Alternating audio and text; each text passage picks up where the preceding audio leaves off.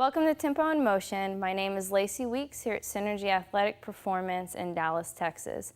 Today in this clip, we're going to focus on the importance of a neutral pelvis in your golf setup. First, I'm going to show you how to screen for that. And what I mean by screen is to check and see what position your pelvis is in at setup. When I talk about your pelvis, I'm basically talking about your hips.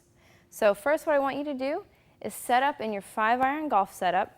You're going to crisscross your arms right over your chest, and you want to look in a mirror to your side, or you want to have a partner with you because you want to see what position your back is in or your pelvis at setup.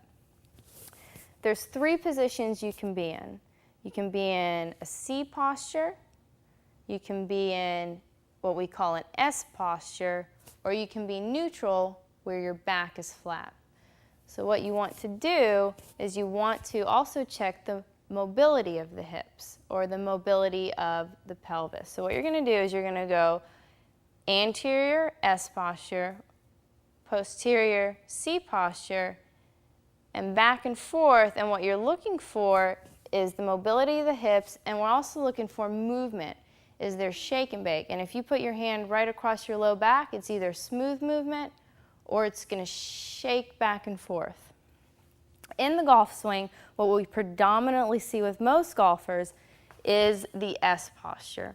And what this does is it not only shuts your glutes off, but it also shuts your core off. And those are super important in the golf swing because they are the powerhouse of the golf swing. That's what creates the stability and the strength in your swing.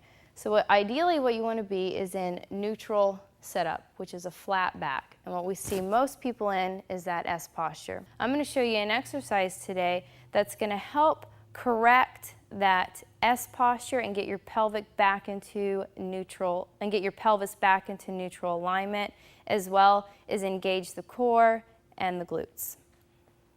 So what you want to do is you want to lay on your back in bridge position. You want your ankles right under your knees, and you want your hands down at your side. The first move you're going to make, you're going to arch your back, kind of like you're making a tunnel with your low back.